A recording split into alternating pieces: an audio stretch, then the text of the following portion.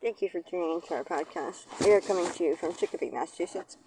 I'm your host, Carrie, and joining me is Holyoke's very own local historian and creator of the historical tours of Greater Holyoke, Robert Como. He offers both public and private tours, as well as presentations of the local canal systems, reservoirs, cemeteries, and churches, as well as various parks and streets in Holyoke, South Hadley, and Chicopee, Mass.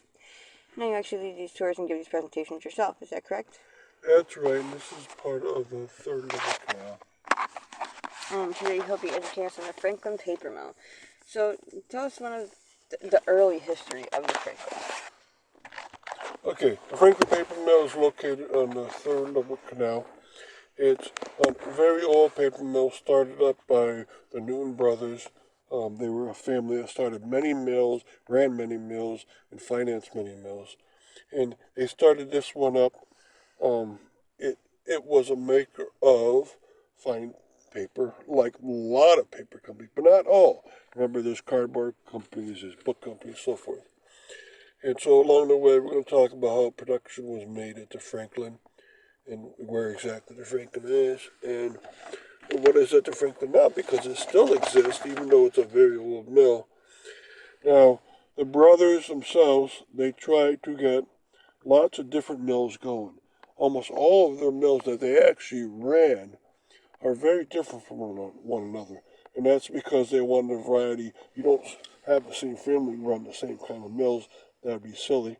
So they ran different kinds of mills, cardboard mills, and fine paper mills, and bulk paper mills, and wire mills, so forth. Now, the Franklin, what they did, it started in 1866 on the third level canal, and they only ran it for a few years, and that's because they went on to other things, but they still were involved with it. So the ownership passed to a man named James Ramage, and he would own this, but the brothers, the Newton brothers, would stay involved with this company. And James Newton, for instance, even though they sold it, he was still the president. So he was hired to be the financial president. Maybe they would call him the CEO now. And it's very typical. Even though they gave things up in some cases, they would still stay involved. And other owners liked that because they were great at what they did. Now, they made lots of fancy paper, all different colors, all different inscriptions on the top. And it was down by the third level canal. And along the way, we're going to do a lot of things with this, but mostly we're going to talk about production. That comes up next. So how was production handled at the Franklin? All right. Now, like almost all paper mills in Holyoke, production was such that the topmost floor was the floor that you started production at. Now, this was fine paper, and at Holyoke, that means it was made out of cotton. So they got the cotton two ways. They either got raw cotton from the plants, and they would card out the seeds and the rough spots, make it smoother, or they would get rags of cotton or clothes and tear those pieces and make them into little cotton strands, and then pulp them up. As part of the process, you need to be able to start with that material, but that is not, of course, the end material. So some of the things they would do they would start in the back of the factory on the very top floor of the three floors that it had, and then they would do that process, bring that down to the second floor, and there they would cut them to finer pieces. Then they would also sort through the material, see which ones were fine, less than fine, so forth. And then they can make different papers out of fine, really fine cotton paper, regular cotton paper, and then rougher kinds, and sell them in different ways. And this was a great help. And and as you could bring them down, you would bring them down to the first floor, which was the most important floor in most people's mind. This is where they were brought together, and using what's called a Fordrinier machine, they would put them in this mass production machine, and they would add in the bulk paste, which most came out of the I think it's called glycogen of plant families, and they'd put that in as a paste to hold these little cotton fibers together.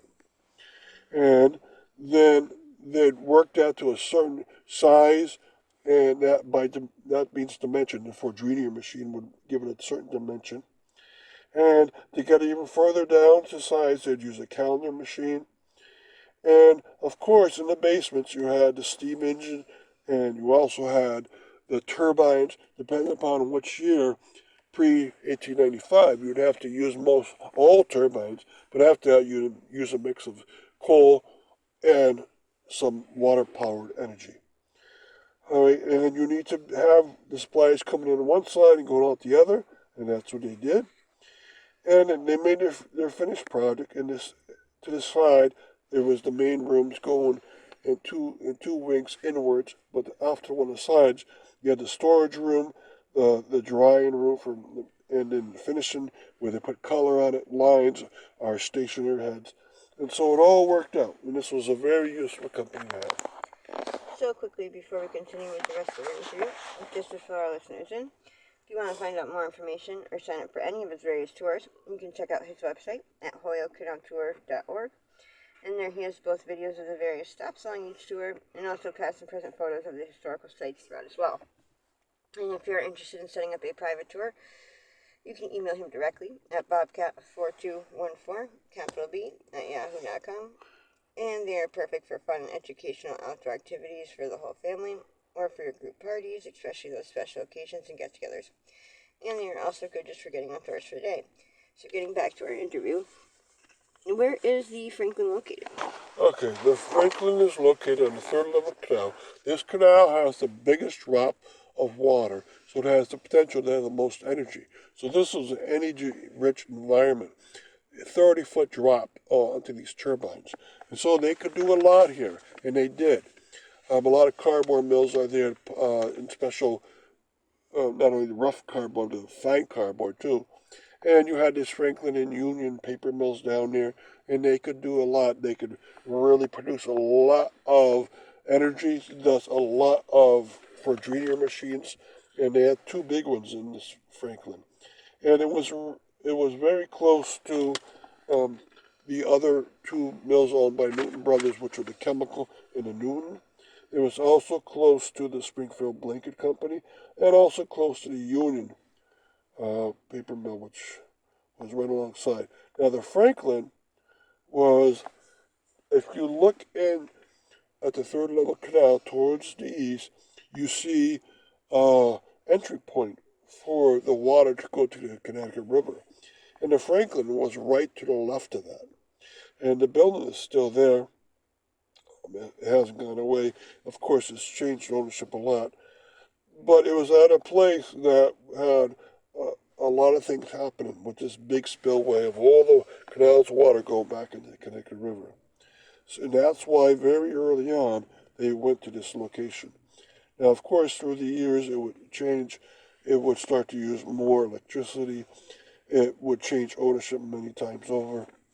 And one important thing was that the Franklin is still a useful place, and we'll talk about that. And what is at the Franklin now? Okay, at the Franklin now is a Sunoco Paper Company, and the Sunoco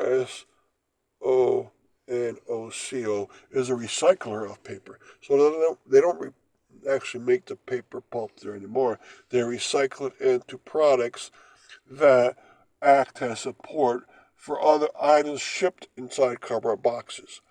And so, for instance, the cradle of a wine bottle, the cradle for electronic products, anything that supports items being shipped in a box. And that's very close to the original goal of Franklin, heavy duty production, a lot of energy intensive use.